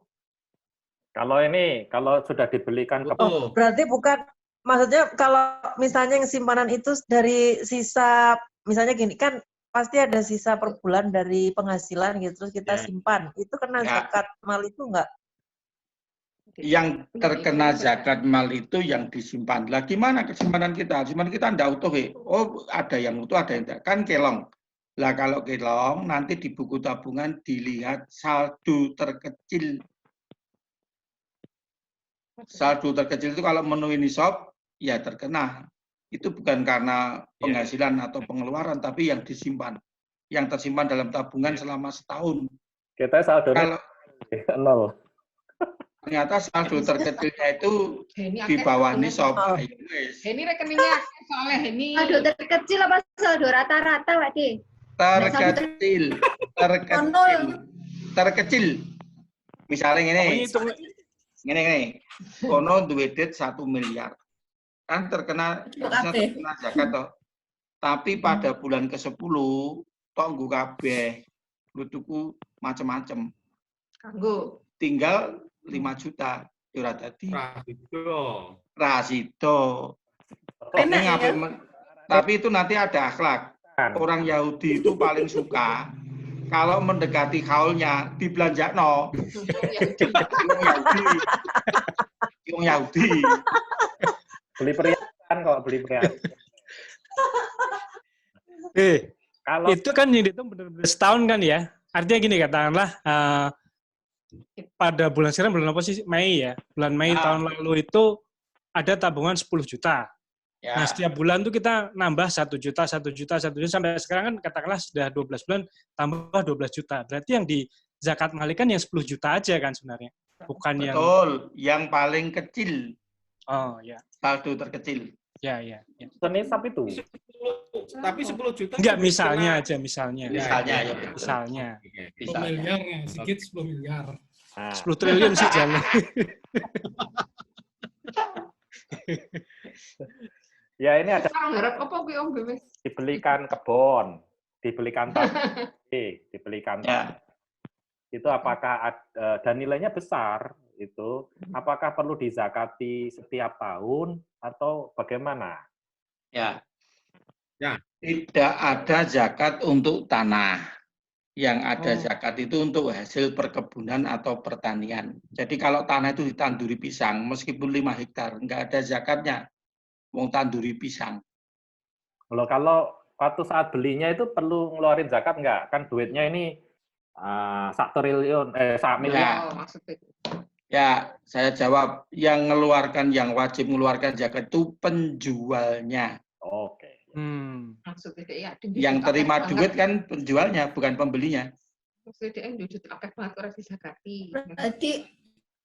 Berarti tuan tanah itu nggak kena pajak ya Pak Di? Tidak terkena pajak, tapi terkena ayat alhaakumut takatsur. Yaitu bermewah-mewahan, bermegah-megahan, menumpuk-numpuk harta. Al-humazah alladzi jama'a amalan wa adada, orang yang suka menghitung-hitung harta. Kapok.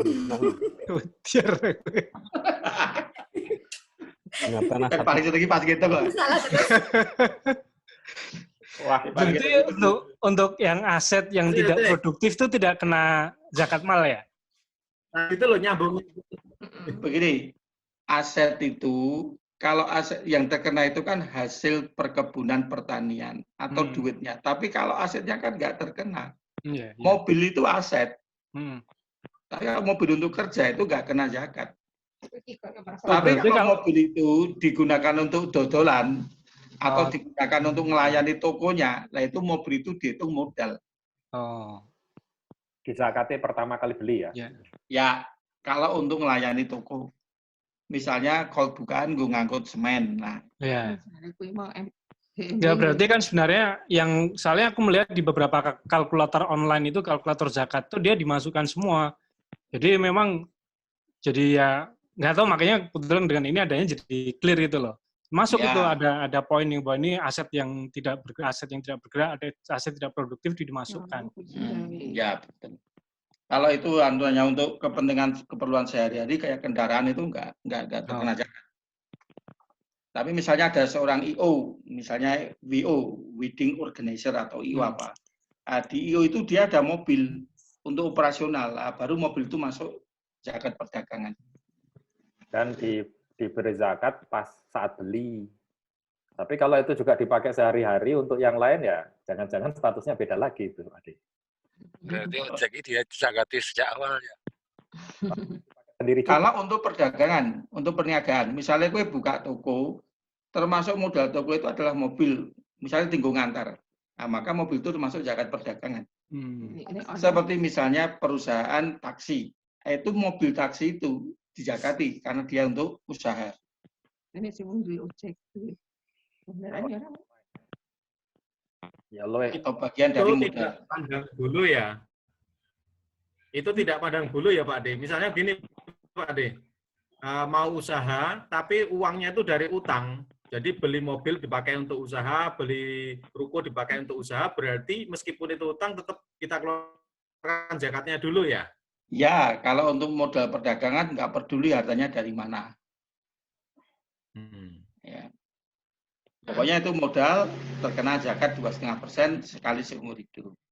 Sekali seumur hidup. Gitu. Oke. Kalau yang tadi zakat perkebunan itu, halo? Ya. Gimana Om Cok? Oh, titik. Ya.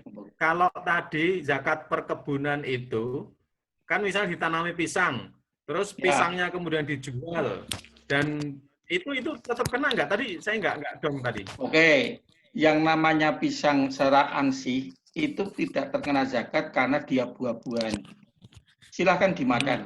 Tapi kalau pisangnya dijual berarti ada zakat perdagangan. Kalau pisangnya itu 1 ton untuk konsumsi itu nggak terkena zakat. Mangan dhewe ra apa-apa. Tapi kalau yang 1 ton itu dijual, maka dia ada zakat perdagangan, yaitu perdagangan buah pisang. Oke. Berarti karo padi pas panen itu gitu ya. Nah. Untuk biji-bijian ada khusus, bukan kata. Tapi karena pertanian kan, kalau biji-bijian. Ya.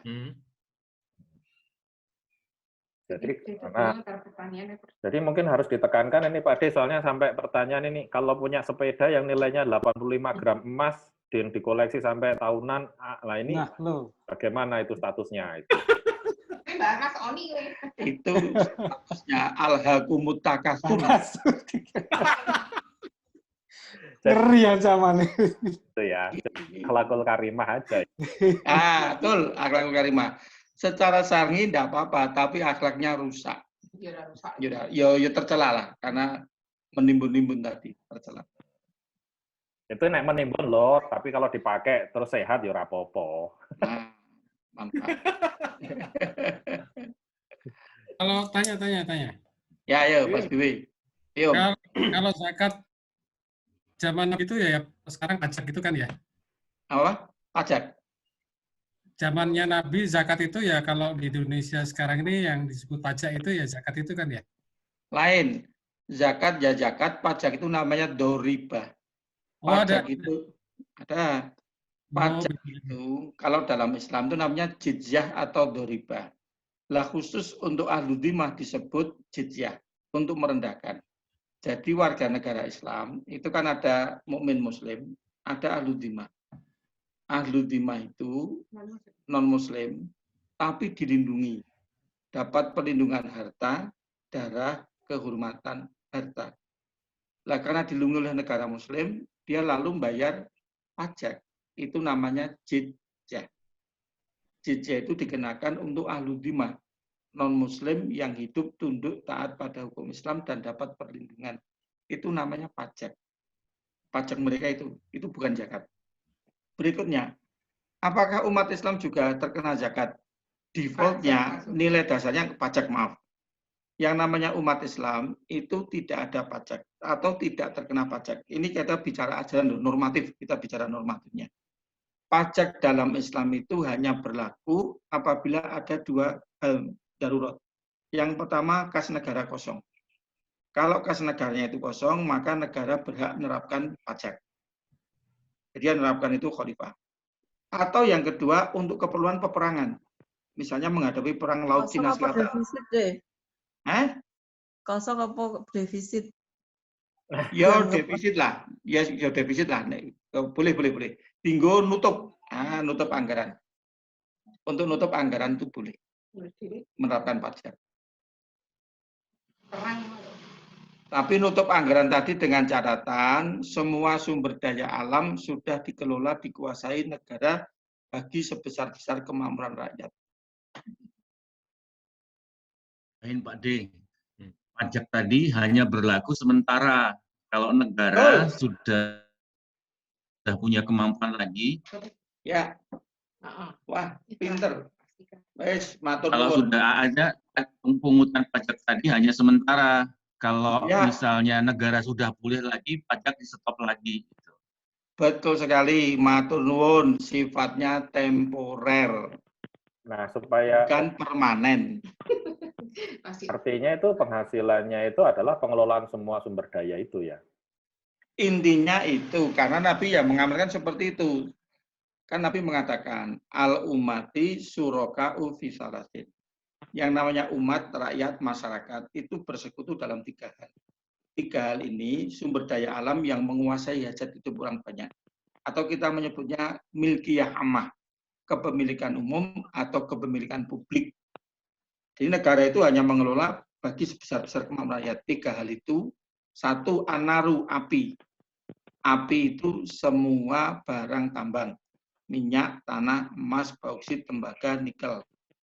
Yang kedua, wal ma'u, air, yaitu sungai, selat, samudra, danau. Itu milik umat dikelola negara. Dan yang ketiga, wal kala'u, padang pengembalaan, perkebunan yang luas dan hutan. Itu milik rakyat, milkiyah ammah, milkiyah umat, kepemilikan publik yang tidak boleh jatuh ke tangan swasta. Tidak boleh jatuh ke tangan pendekar berwatak jahat. Jadi sebenarnya nggak perlu ada pajak kalau itu. Iya. Ya Allah sudah menyediakan kekayaan alam itu. Dari itu sudah cukup. Baitul Mal zaman dulu itu bagaimana itu Pak Di?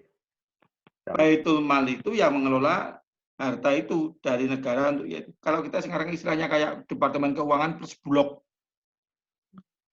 Ada Bulog, ada teman-teman ini. Yaitu sumber-sumber dari zakat, sumber-sumber dari negara dan mentasarufkannya. Kira-kira seperti itu. Jadi Baitul Mal itu termasuk distributornya negara kepada rakyat. Ya.